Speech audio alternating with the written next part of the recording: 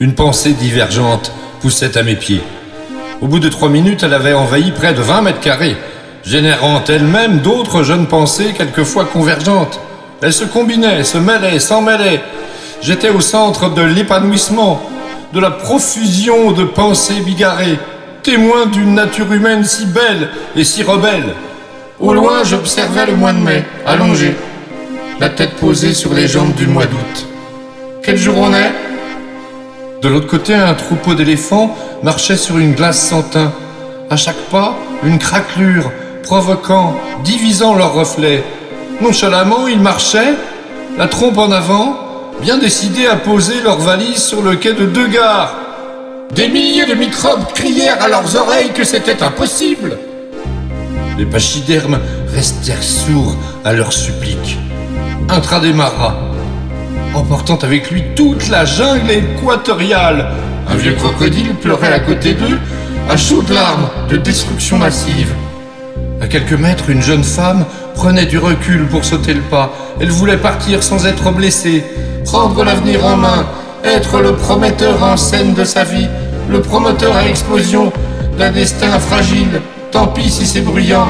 Elle voulait faire ses courses en grande surface, vitesse maximale, dérapage contrôlé, négociation de virage de vivre, rachat d'une conduite sans permis, sans permission, honorer la morsure et subite de ses pensées funestes.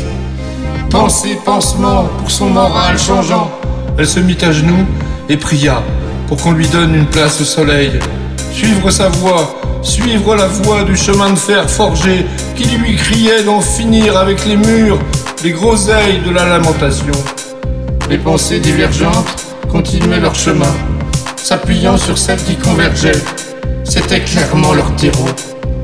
La beauté insolente de ces fleurs anarchiques m'émerveillait. Tel un lierre poussant à grande vitesse, toutes ces pensées envahirent le quai de 2 gares. Elles empêchaient le bon ordre des choses.